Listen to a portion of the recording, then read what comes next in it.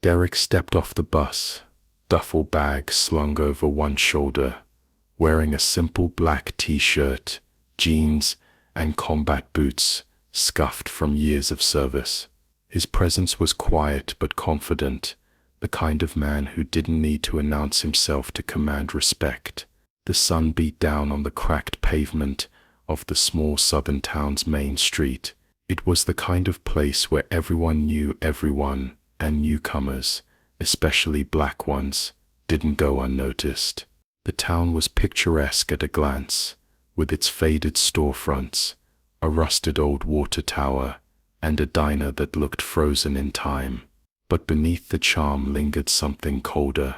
Derek could feel it before he even stepped into the gas station. The cashier, an older white man in his 60s, looked up as the doorbell chimed and immediately stiffened. His greeting was clipped, eyes narrow. A young couple at the back of the store whispered to each other, casting sideways glances. Derek paid them no mind. He was used to walking into rooms that went quiet.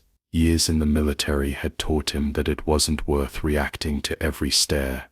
He just wanted a cold drink and maybe a bite to eat before heading to the small cabin he'd rented on the edge of town. Outside, a deep rumble echoed through the street. A gang of motorcycles rolled in, chrome gleaming under the afternoon sun. They parked across from the gas station, their presence loud and deliberate. The bikers dismounted like they owned the road, each wearing a leather vest with a blood-red insignia stitched across the back. Local pride mixed with aggression in their swagger. They were big, loud, and unapologetically territorial. One of them, the apparent leader, flicked his cigarette onto the sidewalk before walking into the diner next door, laughing about something crude. His crew followed, loud voices and heavy boots filling the silence of the sleepy town. Derek watched from inside the gas station, quietly sipping his water. He'd seen men like them before, bullies who mistook volume for power. As he stepped out, one of the bikers spotted him. Their eyes locked for a split second. The biker smirked, nudging his buddy as they laughed under their breath. Derek didn't flinch. He adjusted the strap of his bag and made his way down the street, shoulders squared, pace steady.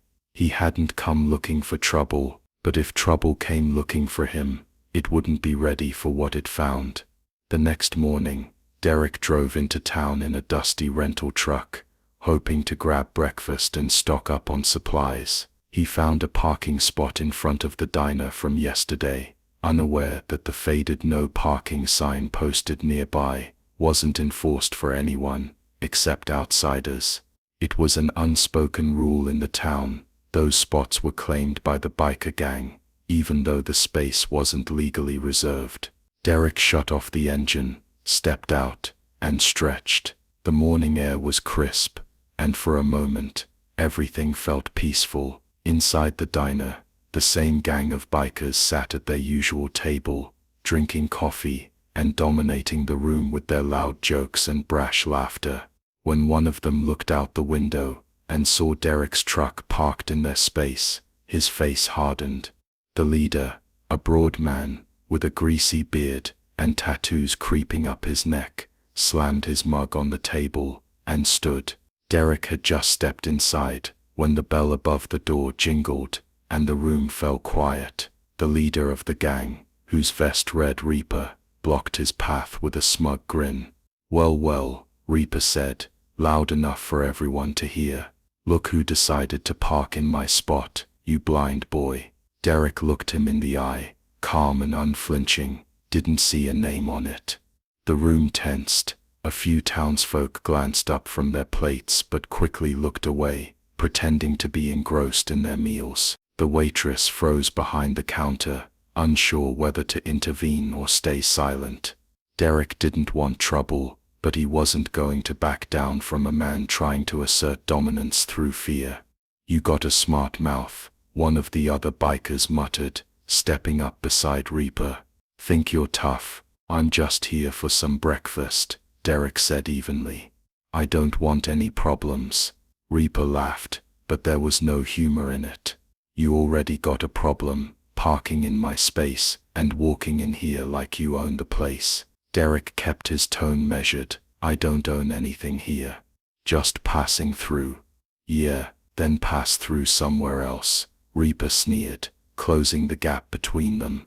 This town don't take kindly to strangers who forget their place. Derek's fists stayed at his sides, but his eyes sharpened. He could end this in seconds if he wanted. But that wasn't why he came here.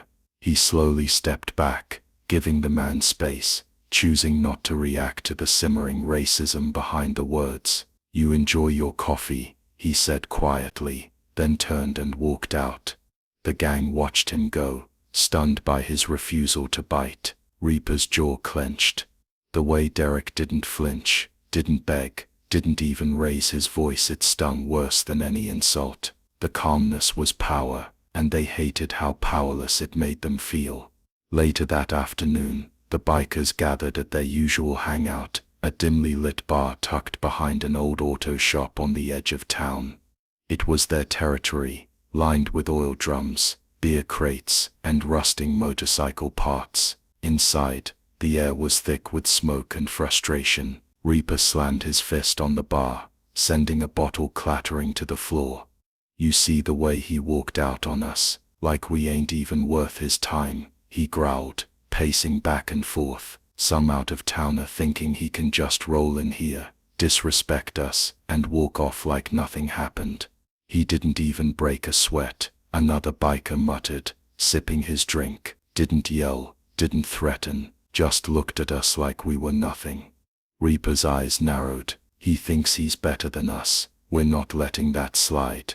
The others nodded, fired up by their leader's words. To them, Derek wasn't just a stranger, he was a challenge to their authority.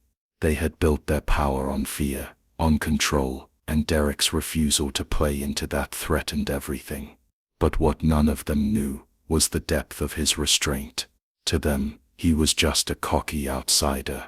They had no clue that the man they were plotting against had seen more combat than they could ever imagine, that he was trained to dismantle threats without breaking a sweat. While they ranted and schemed, Derek was across town helping an elderly man whose truck had broken down near the town square.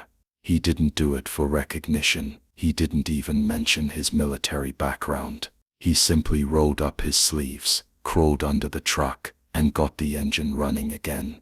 The old man, surprised and grateful, thanked him with a warm smile. You ain't from around here, are you? The man asked. Just visiting for a bit, Derek replied with a polite nod. Well, you've already done more good today than most folks do in a year. The man chuckled. Derek smiled and waved it off, continuing on to the local store to grab some groceries. Wherever he went, he left behind quiet acts of kindness. A door held open, a heavy box lifted, a warm hello. He wasn't trying to make a statement, he was just being himself, disciplined, respectful, and calm. But word traveled fast in small towns. People started to take notice, whispering about the mysterious man who moved like a soldier but acted like a saint.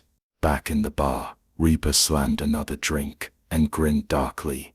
Tonight, he said, we're gonna teach that boy his place. And with that they began to plan. They had no idea what kind of man they were about to face. The sun was beginning to set as Derek made his way down a quiet gravel road that led to a scenic hiking trail just outside town. He had heard from a local that the trail ended at a peaceful lakeside spot, perfect for some reflection and solitude. With his backpack slung over one shoulder and earbuds in, he walked at an easy pace, enjoying the cool breeze and chirping birds. The dense woods on either side of the path muted the outside world, giving the place a calm, almost sacred feel. But the peace didn't last long. The low rumble of motorcycle engines broke the stillness. Derek paused, glancing over his shoulder. In the distance, dust clouds rose as several bikes approached, their headlights cutting through the fading light. He knew immediately who it was. Quietly, he stepped off the path, letting them come. The bikes screeched to a stop, gravel spraying in every direction. 5 bikers dismounted, each one wearing the same blood-red insignia.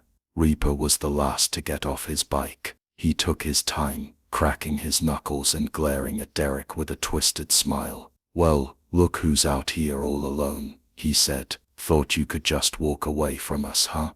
Derek removed his earbuds and faced them calmly. His voice was steady. "You don't want to do this." Reaper laughed, the sound sharp and cruel. "Oh, I think we do.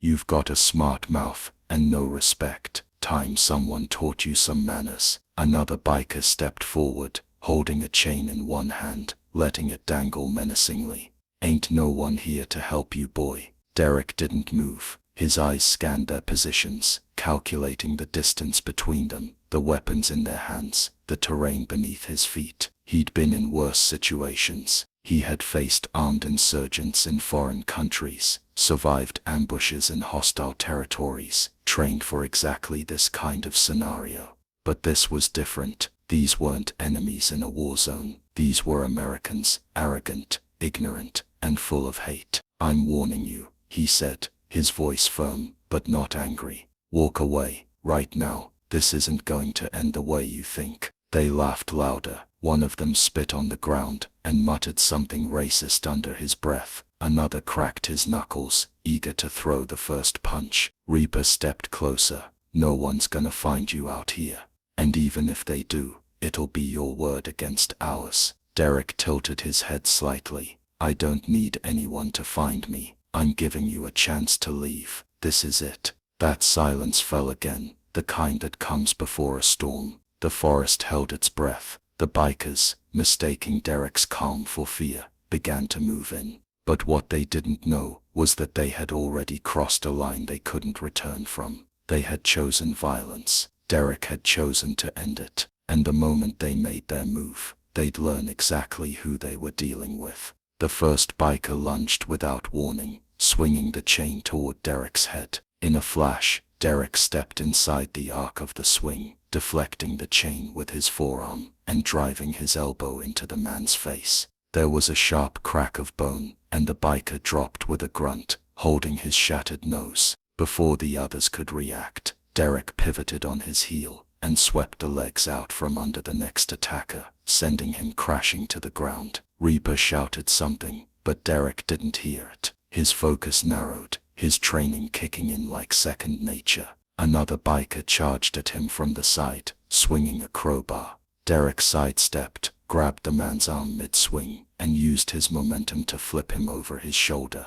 The crowbar clattered to the ground as its owner hit the dirt hard, dazed and gasping for air. A fourth biker tried to tackle him from behind, but Derek spun, driving his palm into the man's chest and knocking him back several feet. He landed with a thud, coughing and groaning. Every move Derek made was efficient, clean, and without hesitation. He wasn't just fighting, he was teaching a lesson. Disarm, disable, move on. He didn't waste energy. He didn't gloat. He simply executed. Reaper, now furious, charged at Derek with a hunting knife drawn. It was a mistake. Derek ducked low, dodging the wild slash. He caught Reaper's wrist mid-swing, twisted it sharply until the knife dropped, and delivered a precise punch to the man's gut, followed by a swift chop to the throat. Reaper staggered back, choking, trying to catch his breath. Derek kicked the knife away and turned his back to him, already facing the last standing biker.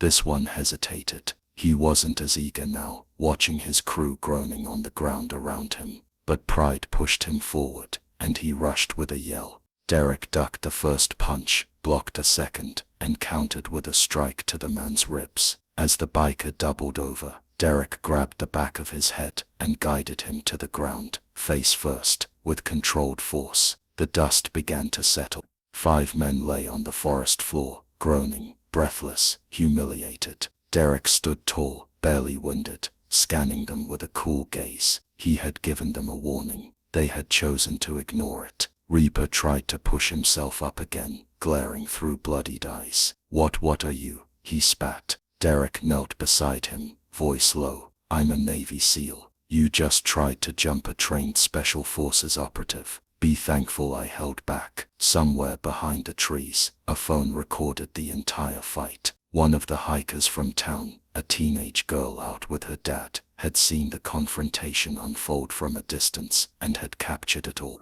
She didn't move or speak, just stood in stunned silence, phone still recording, as Derek calmly picked up his bag and walked away, leaving the gang broken, defeated, and exposed. By the time the bikers staggered back into town, the video was already spreading. By the time the police arrived at the scene near the trail, the dust had settled, and the bikers were in no condition to put up a fight. Some lay groaning on the ground, others sat slumped against trees nursing bruises and busted lips. Derek stood off to the side, hands visible, calm as ever. He made no attempt to flee, no sign of panic or guilt. The officers approached cautiously, hands near their weapons, unsure what they were walking into. Before the bikers could open their mouths to twist the story, a voice rang out from the edge of the crowd that had gathered. "I saw everything. He didn't start it. They jumped him." It was the hiker's father, a local shopkeeper.